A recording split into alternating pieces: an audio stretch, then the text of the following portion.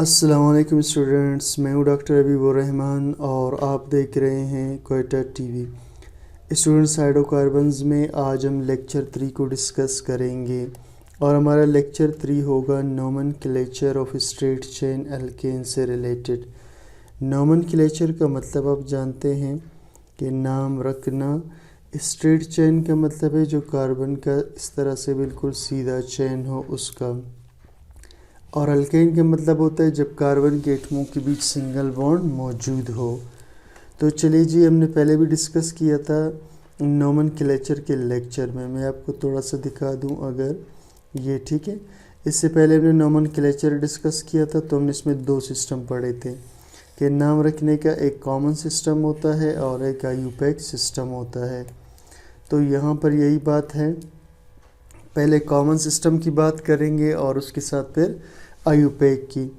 In common system of naming, जो common system है नाम रखने का, first 4 alkanes are known as, शुरू के जो 4 अल्केन्स है उसको हम कहते हैं मीथेन, ईथेन, प्रोपेन और butane.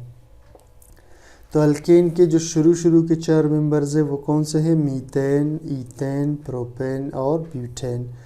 Alkanes having more than 4 carbon atoms, और वो अल्केन्स जो 4 से ज़्यादा कार्बन के एटम्स रखते हों, आर नेम्ड, उनका नाम रखा जाता है बाय ग्रीक और लैटिन प्रीफिक्सेस, यूनानी या फिर लातीनी प्रीफिक्सेस के ज़रिए।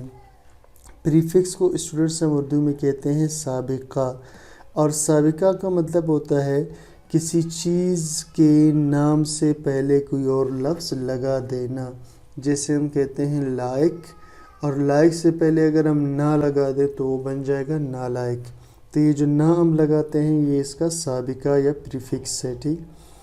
तो लैटिन या ग्रीक वर्ड्स के से पहले प्रीफिक्सेस लगा लेते हैं for the number of carbon atoms, carbon के एटम्स को जाहिर करने के लिए, फॉलोड बाय एन, और उसके बाद हम एन लगा लेते हैं। क्या मतलब हुआ?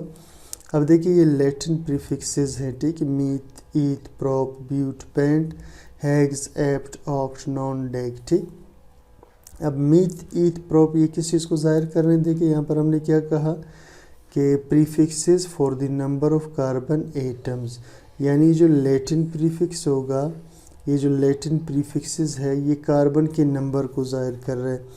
अब इसका मतलब ये हुआ कि मीथ का मतलब है कार्बन नंबर 1, ईथ का मतलब है कार्बन 2, ये कार्बन 3, ये कार्बन 4, कार्बन 5, ये एग्स का मतलब है कार्बन 6, हेप्ट का मतलब है कार्बन 7, कार्बन 8, कार्बन 9, और डेक का मतलब है कार्बन 10। सही। फिर क्या करना है? Followed by n. Followed by n का मतलब है इसके बाद, यानी मीथ, ईथ वगैरह के बाद आपने एन लगा देना है, ठीक। तो मीथ से बनेगा मीथेन, ईथ से बनेगा ईथेन, प्रोप से बनेगा प्रोपेन, ब्यूट से बनेगा ब्यूटेन, पेंट से बनेगा पेंटेन, हैग से बनेगा एग्जेन, हेप्ट से बनेगा हेप्टेन, और ऑक्ट से बनेगा ऑक्टेन, नॉन से बनेगा नॉनेन, और डेक से बनेगा डीकेन। तो इस तरह इसके नाम का पहला हिस्सा ये इसका प्रीफिक्स होता है जो कि लैटिन या यूनानी होता है, और ये कार्बन के नंबर को जाहिर करता है, और आखिर में उसके एन लगा लेते हैं। तो इस तरह हम अल्केन्स को जाहिर करते हैं, ठीक। अब हम एक टेबल डिस्कस करते हैं स्टूडेंट्स, जिसमें हम डिस्कस करेंगे name of first 10 alkanes are given as. अब नेम 10 अल्केन्स के ये हैं methane, ethane, propane, butane, pentane, hexane, heptane, octane, nonane, decane. अब इसके नंबर ऑफ कार्बन्स लगाते हैं। मीथेन कहते हैं कार्बन नंबर 1 को, सिर्फ मैं चलो 1 लगा लेता हूँ। ईथेन कार्बन नंबर, ईथेन का मतलब है कार्बन 2, ये 3, ये 4, ये 5, 6, 7, 8, 9, 10 से। अब हम इनके मॉलिक्यूलर फार्मूला बनाएंगे, ठीक। अब स्टूडेंट्स मालिकुलर फार्मूला कैसे बनाएंगे? अल्केन का जनरल फार्मूला इस्तेमाल करके, और अल्केन का जनरल फार्मूला है CnH2n+2। सही, सॉरी ये +2, CnH2n+2। यहाँ पर जो n है या यहाँ पर जो n है ये ज़ाहिर करता है नंबर ऑफ कार्बन एटम को, मिसाल के तौर पर स्टूडेंट्स, हमने फ़र्ज़ करें मीथेन बनाना है, या हमने ईथेन बनाना है, या हमने प्रोपेन, कोई भी अल्केन बनाना है, तो फार्मूला क्या होगा? फार्मूला होगा CnH2n+2, CnH2n+2, CnH2n+2। अब देखिए जी, ये जो n है ये कार्बन के नंबर को शो करता है। अब मीथेन का मतलब है कार्बन 1, तो आपने n की जगह लेना है 1। फिर इसी तरह H2, फिर इस n की जगह आप लगाएंगे 1, इसको ब्रैकेट में रखेंगे ताकि ये 21 ना लगे, ठीक है, +2। इसको ब्रैकेट में इसलिए रखा ताकि ये 21 ना लगे, क्योंकि हमने इसको मल्टीप्लाई करना है। तो ये हुआ C1, ये 2 1 से ज़रब का आएगा तो 2 हो जाएगा, +2, ये C1, 2 2 कितने हो गए 4। तो इसको हम C1H4 भी लिख सकते हैं, या 1 को हम ना लिखें, आमतौर पे 1 को नहीं लिखा जाता। तो ये CH4 मीथेन बन गया। फार्मूला किसका? ये बन गया मीथेन का फार्मूला, ठीक। तो ये मीथेन है, इसका मॉलिक्यूलर फार्मूला है CH4। इसी तरह ईथेन का भी मैं आपको बता देता हूँ। अब ईथेन कहते हैं कार्बन नंबर 2 को, सही। तो आपने क्या करना है, यहाँ n की जगह 2 लगा देना है, और इस n की जगह भी आपने 2 लगा देना है, सही, +2। तो C2, ये 2 2 से मल्टीप्लाई होकर 4, फिर ये +2। अब C2, ये दोनों जमा हो जाएंगे, C2H6। तो ये बन गया फार्मूला किसका? ईथेन का, C2H6। अब हम इसके सब को इसी तरह से निकाल कर लगा सकते हैं, ठीक। तो ये C3 और H8 होगा, ये C4 और H10 होगा। आप सारे निकाल के लगा सकते हैं, मुश्किल नहीं है।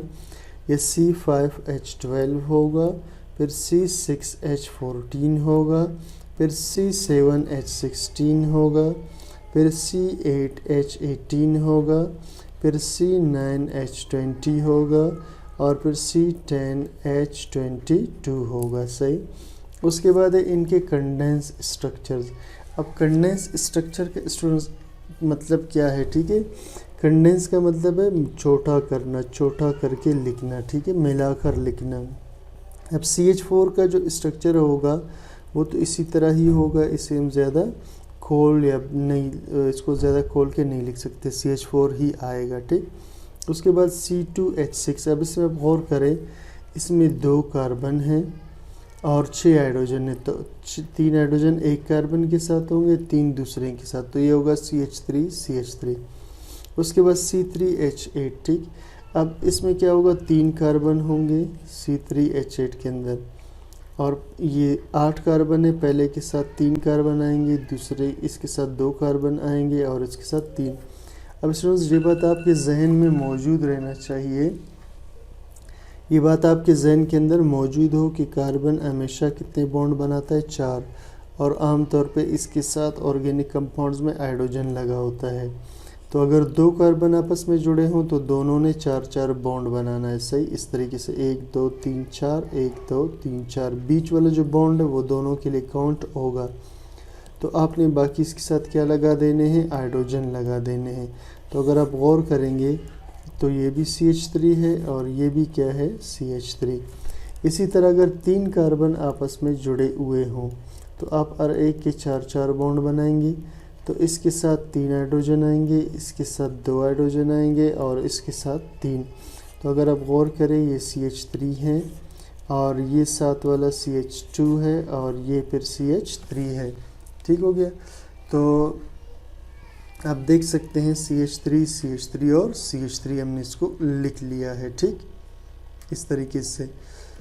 तो अब ये स्ट्रक्चर इसी तरीके से, यानी हर कार्बन के साथ 4 हाइड्रोजन आना है, बाकी आप उसको एडजस्ट करेंगे कि कैसे उसके साथ आएंगे, ठीक है। अब पहले के साथ CH3, दरम्यान में CH2, और फिर CH3। इसी तरह जब चौथा आएगा स्टूडेंट्स, ये ठीक है। अब हम इसे लंबा, अगर हम इस तरह खोल के लिखेंगे तो ये लंबा होता जाएगा। इसके बजाय हम क्या करते हैं कि बीच वाले जो कार्बन हैं एक जैसे CH2 आना चाहिए, तो हम इसे मिलाकर लिखते हैं, सही। ये देखिए स्टूडेंट्स, इसको होना चाहिए था CH3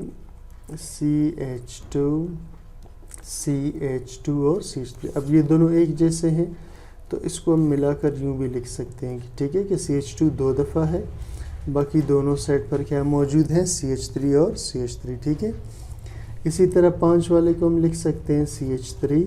अब इसके दरमियान में CH2 कितनी दफ़ा आएगा, 3 दफ़ा, फिर CH3।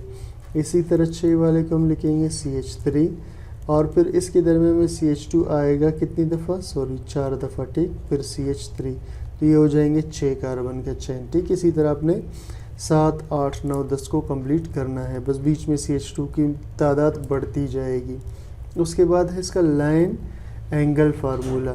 लाइन एंगल में हम क्या करते हैं, इनको लाइन से ज़ाहिर करते हैं। पहले वाले के लिए तो नहीं होता, दूसरे के लिए हम इस तरह लाइन खींचते हैं। इस लाइन का मतलब है कि यहाँ पर भी एक CH3 है, यहाँ पर भी एक CH3 है। इसी तरह अगर 3 कार्बन हो तो इसको हम इस तरह से भी ज़ाहिर कर सकते हैं, यानी एक कार्बन यहाँ है, एक यहाँ है, एक यहाँ पर है, ठीक। और अगर 4 कार्बन हो तो हम उसे इस तरीके से भी ज़ाहिर कर सकते हैं कि जी एक कार्बन इधर है, यहाँ पर, यहाँ पर, यहाँ पर, यानी ये जो किनारे हैं ये कार्बन है, ठीक। तो 4 कार्बन को यूँ ज़ाहिर करते हैं। इसी तरह अगर 5 कार्बन हो तो हम इसको फिर इस तरीके से ज़ाहिर करेंगे, ठीक। ये 1, 2, 3, 4, 5। इसी तरह अगर 6 कार्बन हो तो फिर हम इसे इस तरीके से ज़ाहिर करेंगे, 1, 2, 3, 4, 5, 6, ठीक है स्टूडेंट्स। सॉरी, ये 1, ये ठीक है, ये 1, 2, 3, 4, 5, 6, ठीक। इसी तरह आप इसको बढ़ाते जाएं, ठीक है। 1, ये इस तरीके से आप इसको बढ़ाते जाएं, 1, 2, 3, 4, 5, 6, 7 कार्बन हो गए। इस तरह इसको बढ़ाते जाएंगे, 8, 9, 10 तक इसको आप ले जाएं, सही। इन IUPAC सिस्टम और जो international union of pure and applied chemistry है, name of every organic compound has 3 parts. नाम हर ऑर्गेनिक कंपाउंड का 3 हिस्से रखता है, रूट, सफिक्स और प्रीफिक्स। अब देखिए स्टूडेंट्स, मैं आपको एक सिंपल सा पहले एक स्ट्रक्चर बनाकर समझाऊं, ठीक है। फ़र्ज़ करिए ये CH3 है, ये CH2 है और ये CH3 है, ठीक। अब देखिए कितने कार्बन है इसके अंदर, 3 कार्बन को हम क्या कहते हैं, प्रोप, लैटिन में इसको प्रोप कहते हैं। और अल्केन है तो इसके आखिर में एन लगाएंगे, सिंगल बॉन्ड वालों के आखिर में एन, तो ये बन जाएगा प्रोपेन, ठीक है। अब इसके अंदर देखिए ये एक इसका रूट होता है, एक इसका सफिक्स होता है और एक इसका प्रीफिक्स होता है, ठीक है। अब इसे हम इसका रूट बोलेंगे, ये जो नाम है ये प्रोप, ठीक है, इसे हम क्या बोलेंगे, इसका रूट बोलेंगे। और सफिक्स जो इसको कहते हैं उर्दू में लाहिका, जो बाद में लगे, तो ये इसका सफिक्स आ गया, ये इसका क्या है स्टूडेंट, ये इसका सफिक्स आ गया। अब इसके बाद रूट भी हो गया और सफिक्स भी हो गया। प्रीफिक्स क्या होता है, कभी कभी ऐसा होता है कि इसके साथ हमें कोई नंबर लगाना पड़ता है। लेट्स से इधर इस जगह में, ठीक है, एक क्लोरो ग्रुप लगा हुआ है, तो 1, 2, 3 कार्बन 2 पे क्लोरो है, तो फिर प्रीफिक्स में हम उसे लिखेंगे 2 क्लोरो। प्रीफिक्स में क्या लिखेंगे, ये इसका प्रीफिक्स हो जाएगा। तो प्रीफिक्स में कोई भी अटैच ग्रुप जो चेन के साथ लगा होगा या सब्स्टिट्यूएंट जिसे हम कहते हैं, उसे हम शो करेंगे as a prefix. Root shows number of carbon atoms in longest continuous chain. Root show करता है कार्बन के एटम्स की तादाद को लंबे चेन के अंदर। अब ये एक चेन है स्टूडेंट्स, तो रूट शो करता है कि इसमें कितने कार्बन है। अब देखिए ये प्रोप का मतलब है 3 कार्बन, तो रूट इसमें कार्बन की तादाद को जाहिर करता है। Suffix shows the family of organic compound, और सफिक्स शो करता है फैमिली को ऑर्गेनिक कंपाउंड का, यानी ये जो एन है इससे पता चलता है कि ये कौन सा फैमिली है, ये कौन सा है, अल्केन फैमिली है। इसी तरह अगर ये ईन होता तो ये अल्कीन फैमिली होता, अगर ये आइन होता तो ये अल्काइन फैमिली होता। तो ये जो बाद वाला है ये इसकी फैमिली को जाहिर करता है। प्रीफिक्स शोज द आइडेंटिटी, और ये जो प्रीफिक्स है ये पहला वाला हिस्सा, ये शो करता है शिनाख्त को, पोजीशन जगह को, एंड नंबर ऑफ सब्स्टिट्यूएंट्स, और तादाद को सब्स्टिट्यूएंट्स के। तो देखिए यहाँ पर 2, तो 2 से हमें पोजीशन पता चल गया ना कि कहाँ पर अटैच ग्रुप मौजूद है, तो 2 पोजीशन बताता है। फिर शिनाख्त का मतलब है कौन सा ग्रुप है, क्लोरो है, फ्लोरो है, ब्रोमो है यहाँ पर अटैच, तो वो उसकी शिनाख्त भी बता देता है इस अटैच ग्रुप का जो कार्बन से जुड़ा हुआ हो, ठीक। तो अब देखिए जी, हम एक टेबल और डिस्कस करेंगे जिसके अंदर हम इनकी मुख्तलिफ़ चीज़ों को डिस्कस करेंगे। इस चेन के अंदर नंबर ऑफ़ कार्बन आइटम्स हो गए, रूट हो गया और पेरेंट नंबर। अब नंबर ऑफ़ कार्बन एटम में हम आते हैं, फ़र्ज़ करें 1 2 3 4 5 6 7 8 9 10 11 12 13 14 15, इसी तरह हम आगे जा सकते हैं, ठीक है, 20 तक। अब रूट इसका क्या होगा, 1 के लिए मीथ होगा, 2 के लिए, ठीक है, ईथ होगा, इसी तरह 3 के लिए फिर प्रोप होगा, फिर 4 के लिए क्या होगा, ब्यूट होगा, इसी तरह 5 के लिए पेंट होगा, फिर हैग्स होगा, फिर एप्ट होगा, फिर ऑक्ट होगा, फिर नॉन होगा, फिर डेक होगा, ठीक है, 10 तक डेक होगा। इसी तरह अगर हम 10 से आगे जाना चाहें, ठीक है, यानी हम 11वें कार्बन की तरफ जाना चाहे तो हम इसे लिखेंगे अनडेक, ठीक है। इसी तरह आगे 12वें को लिखना चाहे तो ये होगा डू डेक। इसी तरह हम 13वें को लिखना चाहे तो ये होगा ट्राई डेक से। चौथे को लिखना चाहें तो 14 को तो ये होगा टेट्राड या ये इसे हम टेट्राडेक लिखेंगे। इसी तरह हम इसे लिखेंगे पेंटाडेक। इसी तरह अक्साडेक, ऑक्टाडेक, नोनाडेक वगैरह वगैरह। और जो 20 पर होगा, ठीक है, 20 पर जो होगा 20वां कार्बन होगा, ठीक है, इसे हम कहते हैं आइकॉस। क्या कहते हैं इसको, आइकॉस, ठीक है। अब इसके नाम के आखिर में जो पेरेंट नेम है, यानी जो इसका चैन जिससे पता चलता है कि कौन सा ग्रुप है, सही। तो मीथ से क्या बनेगा, आखिर में एन लगाएंगे, मीथेन। ईथ से बनेगा ईथेन। प्रोप से बनेगा प्रोपेन। इसी तरह butane, pentane, hexane, heptane, octane, nonane, decane. और ये वाला 11वां क्या होगा, अनडीकेन। इसी तरह ये होगा डू डीकेन। इसी तरह आप इसको चलाते जाएं से। और लास्ट वाला होगा आइकोसेन, ठीक।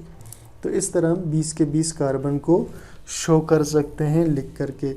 तो ये नाम रखने का तरीका था स्टूडेंट्स स्ट्रेट चेन वाले अल्केन्स को। इसके बाद इंशाल्लाह नेक्स्ट लेक्चर में मैं आपको ब्रांच वाले के बारे में बताऊंगा। तो उम्मीद करता हूँ आपको समझ में आ गया है। कोई चीज़ क्लियर ना हो कमेंट सेक्शन में ज़रूर बता दीजिएगा और चैनल को सब्सक्राइब, लाइक, शेयर कीजिएगा। Thank you for watching.